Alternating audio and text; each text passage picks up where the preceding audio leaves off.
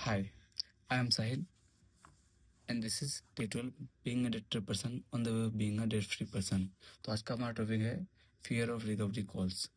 तो जैसे कि कुछ आप लोगों को पता है कि मेरे लोन्स वगैरह हैं, तो उसके रिगार्डिंग मुझे मतलब रिकवरी रेंज के कॉल आते हैं और बहुत सारे आते हैं। इतना आता है कि क्या बताएं, मतलब दिन में मेरे ख्याल से 100 कॉल्स आते हैं मुझे ना। तो और जिनके ईएमआई बड़े नहीं होते हैं, ऐसा नहीं कि कोई बड़े लोन्स हैं तो उनका कॉल आता है, नहीं ऐसा नहीं है। छोटे छोटे लोन्स का ही इतना आता कॉल आता है ना कि इसको मतलब फियर फियर के कैटेगरी में तो हम नहीं डालेंगे। हाँ, कभी कभी ऐसा सिनेरियो होता है कि मुझे फेयर होता है, लेकिन कभी कभी ऐसा होता है कि भाई इसको स्ट्रेस बोला जाएगा कि मतलब हमको बिना बात का स्ट्रेस हो जाता है कि भाई इतने कॉल्स वगैरह आते हैं, तो जिससे मुझे स्ट्रेस हो जाती है।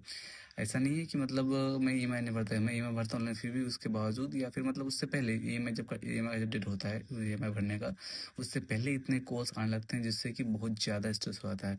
तो हाँ, इस तरीके से अगर देखा जाए तो कॉल मतलब रिकवरी रेंज का ना बहुत ज़्यादा ही फियर और मतलब बहुत ज़्यादा ही मतलब स्ट्रेस होता है उस चीज़ों का। तो लोन्स भाई इसलिए ही बोला जाता है कि लोन्स मतलब हमारे बुजुर्ग कह गए थे कि लोन्स अच्छी चीज़ नहीं है।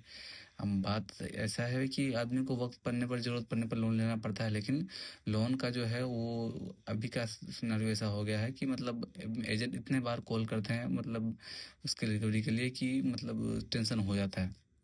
असल प्रॉब्लम ये है, ठीक। तो ऐसा नहीं होना चाहिए शुरू होता है, लेकिन अब मैं जो जिस रास्ते पे निकला हूँ तो मैं कोशिश कर रहा हूँ कि एक एक लोन ख़त्म कर दूँ। मैंने 2-3 लोन ख़त्म भी किया है, तो वो मैं आपको आगे चल के बताऊंगा कि जब उस टॉपिक पे आऊँगा तो मैं जिस दिन ऑडिट होगा मेरा ना, या फिर जिस दिन मेरा टॉपिक आएगा तो मैं उस दिन इस बारे में बात करूँगा कि मैंने कितना लोन ख़त्म किया, क्या किया नहीं किया है। मैं वो आपसे शेयर करूँगा, लेकिन फिलहाल अभी बात ये है कि अभी जो है कि रिकवरी कॉल्स का सही में होता है कि भाई स्ट्रेस बहुत ही ज़्यादा हो जाता है। मतलब इतना स्ट्रेस हो जाता है कभी कभी वो भाई की फ्रस्ट्रेशन हो जाता है, और मतलब कभी कभी इतना इतना कॉल्स आने लगते हैं कि मुझे मेरे जो इम्पोर्टेंट कॉल्स है मैं उनको ना तो पिक कर पाता हूँ या फिर ना ही मतलब मैं उनको रिप्लाई कर पाता हूँ, ऐसा हो जाता है। मतलब कुछ कुछ दिनों में ऐसा होता है, ठीक है। जो भाई जो जिन बात है मैं आप लोगों से मतलब ऐसा नहीं है कि जो अच्छा है वही बताऊंगा, फिर जो बुरा है बताऊंगा। मैं बस जो जिन बात है मैं वो आपको बता रहा हूँ कि कभी कभी ऐसा हो जाता है।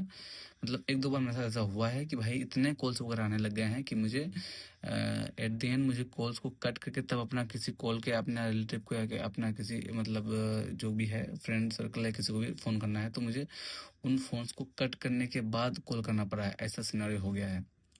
तो बाकी चीज़ें ऐसे ही है कि अब मैं बहुत कम कर रहा हूँ और मैं इन चीज़ों को कंट्रोल कर रहा हूँ। तो अब मैं उस जर्नी में हूँ ना, अपना बिजनेस के ज़रिए से उस चीज़ को कर रहा हूँ। तो ये है।